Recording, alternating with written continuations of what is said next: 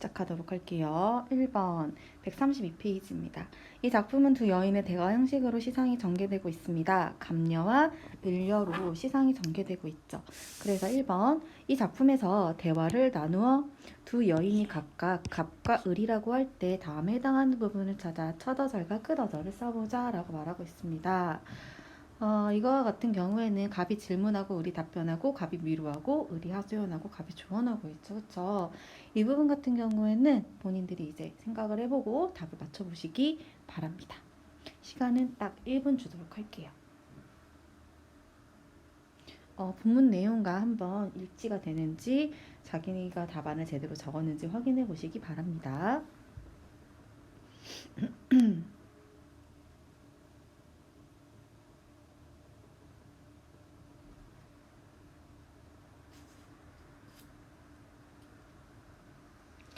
네, 밑으로 내려가도록 할게요. 2번 시상 전개 과정에서 갑이 수행하는 역할이 무엇인지 생각을 해보자. 지금 갑녀와 을녀가 있었죠. 갑녀는 을에게 뭐를 질문을 던집니다. 그래서 을의 하소연을 이끌어내고 을을 위로하며 조언을 하죠. 예를 들어서 맨 마지막에 을녀가 멀리서 바라보는 소극적인 사랑에 대해서 얘기를 했었습니다. 그러니까 나궐, 달이라는 거는 시각적, 눈으로 볼 수밖에 없습니다. 죽어서라도 달이 되어서 어떻게 사랑하는 힘을 보겠다. 이거는 눈으로 볼 수 있기 때문에 이미 눈을 감고 잠을 잔다면 볼 수가 없겠죠. 무력함을 그런 의미를 의미하는 소극적인 그러한 사랑을 의미한다고 했었고, 멀리서 바라보는 구준비 같은 경우 갑녀가 을한테 구준비가 되라라고 말을 합니다. 이거는 임 가까이에 다가가는 적극적인 사랑을 의미하겠죠. 그러니까 시각적인 이외에 구준비 같은 경우에는 비가 내리면 빗소리가 들리게 됩니다. 이런 청각적인 영향을 줄 수도 있기 때문에 이미 눈을 감더라도 충분히 자극이 가능하기 때문에 적극적인 사랑을 의미한다라고 얘기를 할 수가 있겠죠. 그럼 2번 보도록 하겠습니다. 다음 시구에서 각각 드러나는 화자의 정서 태도를 시적 상황과 관련지어서 말을 해보자. 이거 선생님이랑 앞에서 배웠던 겁니다. 내 몸에 지은 죄 매 산같이 쌓여 있으니 하늘이라 원망하며 사람이라 허물하랴. 이게 뭐라고 말을 했습니까? 내 몸에 지은 죄가 굉장히 많이 쌓여 있어서 하늘을 원망하겠느냐, 뭐 사람이 사람이 허물이 많겠느냐라고 지금 말을 하고 있었죠. 어쨌든 간에 임한테 버림받은 상황에서도 그것이 임 탓이 아니라 누구의 탓이다, 모두 다 내 탓이라고 생각을 하는 장면이 나옵니다. 밑에 보겠습니다. 강천에 혼자 서서 지는 애를 굽어보니 님 계신 소식이 더욱 아득하다라고 말하고 있습니다. 이게 무슨 말이에요? 임의 소식을 어떻게 조금이라도 알고 싶지만 어떠한 여러 장애물로 인해서 그것이 불가능한 상황에서 안타까움과 절망감을 느끼는 그러한 장면이 나오고 있었죠. 그러니까 홀로 남겨진 화자의 외로움이 드러났고, 우리가 임과 화자 사이를 막는 방해물을 의미하는 거 네 가지 뭐였습니까? 그쵸. 구름, 안개, 바람, 물결이었습니다. 기억해 두시기 바랍니다. 그 다음 밑에 보겠습니다. 차라리 씨앗이여 나궐, 그러니까 달이 되어 님이 계신 창 안에 반드시 비추겠다. 이거는 어떠한 사랑? 소극적 사랑이라고 얘기했었죠. 임을 만날 수 없는 절망적인 상황에서라도 죽어서라도 임 곁에 머물고 싶다라는 간절한 그러한 소망, 변함없는 사랑이 드러나는 그런 내용이 담겨 있습니다. 그러면 우리가 앞에서 얘기했던 구름과 안개, 바람, 물결, 나궐, 구준비 어떤 것들을 의미하는지 한번 제대로 얘기를 해보도록 하겠습니다. 구름과 안개 같은 경우에는 아까 얘기했었죠. 임과 예소통, 가로막는 장애물이었습니다. 이 사람이 나무를 잡거니 밀거니 높은 산에 올라가서 님을 바라보고 싶지만 그 님과 나와의 사이를 가로막는 것들은 구름과 안개였죠. 그래서 당시 뭔가 이제 정철은 충신이었습니다. 그래서 그 당시에 조선시대의 문신이었는데, 그래서 이거를 뭔가 그 당시 사회 상황으로 풀어보자면 당시 조정이 어지럽혔던 간신을 상징을 하겠고, 임금과 이제 정철 사이의 관계를 이제 방해를 하는 인물이기 때문에 그래서 을의 답답함의 심정을 비유하고 있는 장면이라고 할 수가 있습니다. 바람과 물결도 마찬가지였죠. 바람과 물결이 있기 때문에 사공도 없고 빈대만 걸려 있어서 뭔가 화자의 외로움을 강조하고 있다라고 임과의 거리를 좁혀보려고 백기를 보려고 했지만 바람과 물결 때문에 가지 못했었죠. 그래서 이 바람과 물결은 임과의 만남을 방해하는 장애물입니다. 당시 조정 어지럽혔던 간신을 상징을 하고요. 을의 심란한 마음을 비유하고 있죠. 자, 낙월과 구준비. 이거 굉장히 중요하다라고 말을 했습니다. 이 낙월 같은 존재는 어떤 사람? 소극적 사랑이라고 했고요. 구준비는 적극적 사랑이라고 얘기를 했었습니다. 자, 멀리서 잠깐 임을 비추다 사라지는 존재입니다. 시각적인 영향만 줄 수 있고요. 이미 눈을 감으면 이 달을 볼 수가 없습니다. 그래서 눈을 감을 때는 무력해질 수밖에 없겠죠. 하지만 이거는 을의 입장에서는 임에 대한 영원한 사랑과 임과 함께 계속하고 싶다라는 생각을 하고 있지만 임과 함께 할 수 없다는 뭔가 절망감도 드러나고 있다라는 거. 그 다음에 구준비. 비가 내리면 임의 옷을 적실 수밖에 없겠죠. 근데 시각 외에 청각적. 이미 눈을 감고 있어도 이 비가 오는 그런 소리를 들을 수 있기 때문에 눈을 감더라도 자극이 가능합니다. 누구의 자극? 임에 대한 자극. 그래서 임의 옷을 적시며 가까이 갈 수 있는 존재이고 그립고 애타는 마음을 적극적으로 표출하려는 간절함이 드러나고 있습니다. 네, 그리고 적을 시간 1분 주도록 하겠습니다.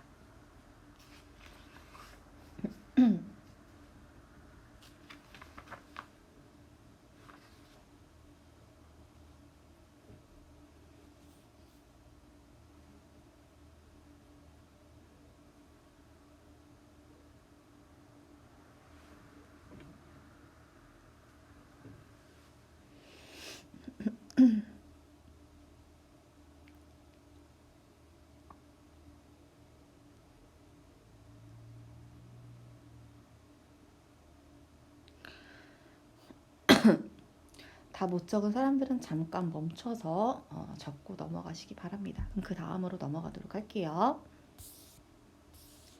자, 요거 약간 중요합니다. 지금 우리가 배우는 작품이 가사입니다. 서정 가사. 지금 순 우리말로 되어 있고요. 두 여인이 지금 대화하는 형식을 취하고 있고 아까 처음에 말했듯이 임금에 대한 충정을 임을 그리워하는 여인의 심정에 빗대어서 표현을 한다라고 얘기했습니다. 그래서 이것과 가와 나, 정읍사와 그 다음에 자술이라는 고려 가요, 고대 가요와 한시를 가지고 다시 한번 얘기를 하도록 하겠습니다. 이 정읍사 같은 경우에는 어떤 내용이냐면 작자 미상입니다. 어떠한 여자가 남편이 밖에 나가서 돌아오지 않아요. 그러니까 남편이 직업이 행상인인데 행상인은 그 당시에 보부상 같은 거를 의미를 해요. 시장에 가서 여러 가지 물건을 파는 사람인데 이 남편이 돌아오지 않는단 말이에요. 그래서 달한테 기원하면서 우리 남편이 무사기환 집에 무사하게 돌아왔으면 좋겠다라고 얘기를 하는 그러한 고대 미안합니다. 고려가요가 아니라 고대가요입니다.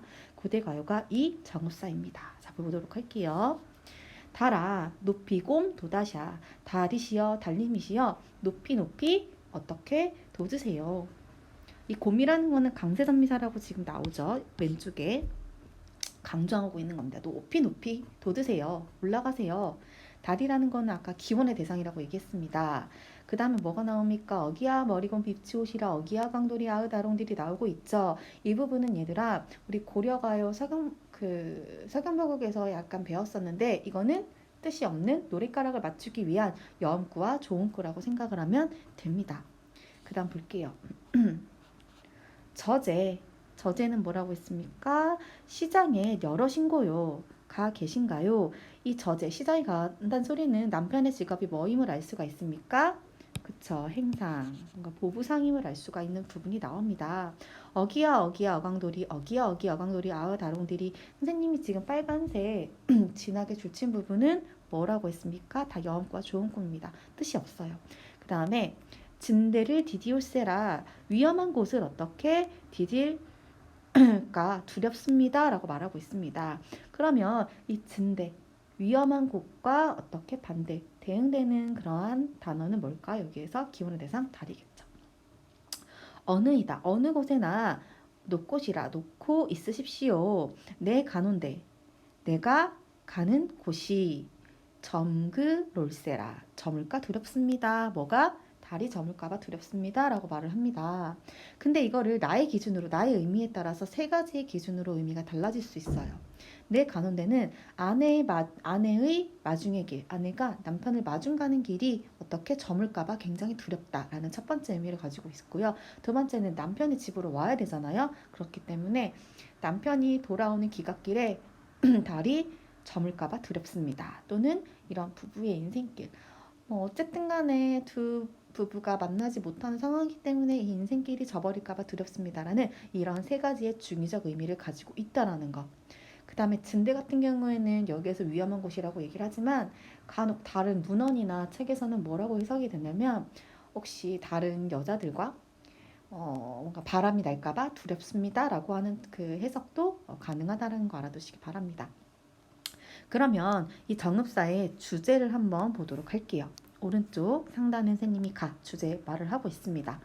행상 나간 남편의 안전을 기원을 하고요. 그 다음에 후렴구와 여음구가 아까 있었죠. 그 다음에 자연물의 상징적인 의미를 부여를 하고 있습니다. 달 있었죠. 기원의 대상. 그 다음에 3번 고려가요라는 거. 미안합니다. 고려가요가 아니라 고대가요입니다. 왜 고려가요라고 했는지 모르겠네요. 고대가요. 고려가요는 설경별곡입니다. 다음 나보겠습니다. 자술. 자, 근래 안부는 어떠신지요? 사창은 여자 방의 창을 의미합니다. 그냥 창이라고 생각하면 돼요. 달 떠오면 하도 그리워서 꿈속에 넋 만약에 자취가 있다면 문 앞 돌길 모래로 변하였으리. 이게 무슨 말입니까? 문 앞에 돌길이 닳아서 모래가 됐다라는 과장법이 쓰였다고 할 수가 있습니다. 문 앞에 돌길이 모래로 변하는 거는 당연히 힘들겠죠. 그렇기 때문에 과장이 법이 될 수가 있다라는 점 기억해 두시기 바랍니다. 그래서 이 부분은 자, 주제 임과에 뭐가 나오고 있습니까? 헤어하고 싶은 마음. 이 헤어는 뭐를 의미할까요? 오랫동안 헤어졌다가 뜻밖의 다시 만나는 걸 의미합니다.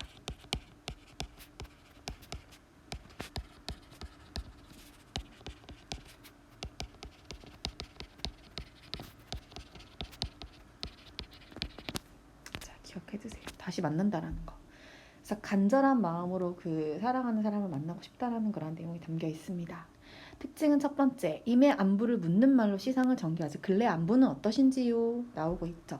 그 다음에 꿈속 넋 만약에 자취가 있다면 사랑하는 사람의 자취가 있다면 문 앞에 돌길 모래로 변하겠다라고 말을 하죠. 꿈속 상황을 가장해서 임에 대한 뭐를 그리움을 강조를 하고 있다라는 거 기억해 두시기 바라고요.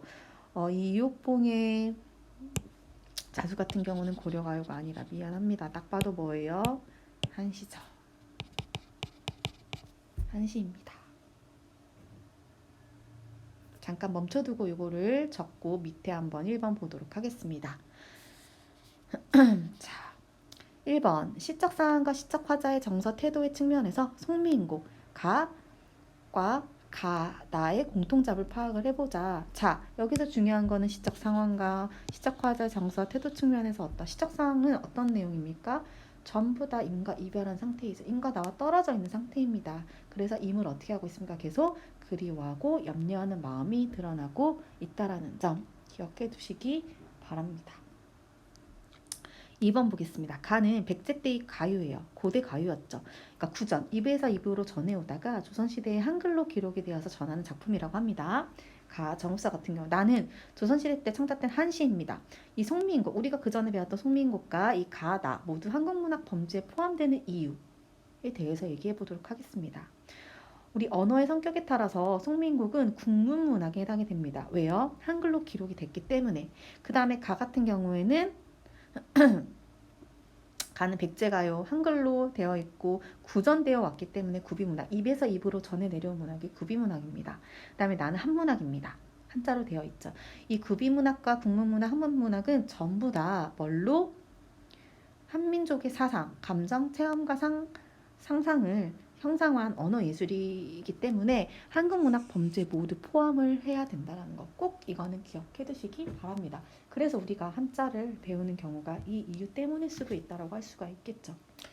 뭐 한자를 배우는 거는 굉장히 힘들겠지만 그래서 이제 우리는 훈민정음이 창제되기 이전에 뭐를 했습니까? 전부 다 한자를 사용을 했습니다.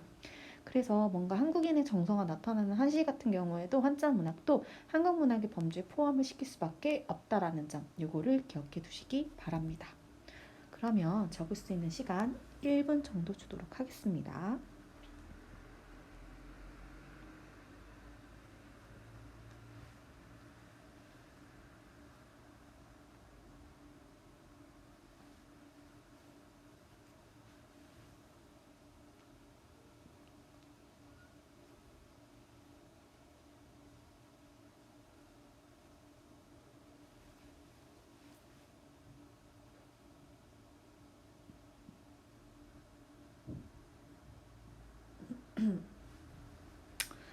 네, 그러면 아직 못 적은 학생들은 잠깐 멈춰서 적기 바랍니다. 그럼 그 다음 부분 넘어가도록 할게요. 자, 펼쳐보기 보겠습니다. 드디어 134페이지 마지막 페이지입니다. 이 작품과 다음 글을 바탕으로 한국 문학의 전통과 특질에 관해서 이야기를 해보자 라고 말하고 있습니다. 자, 정철의 송민국은 시대적 배경이 나와요. 작가가 당쟁의 관직에서 물러나 있을 때 지어진 작품이다.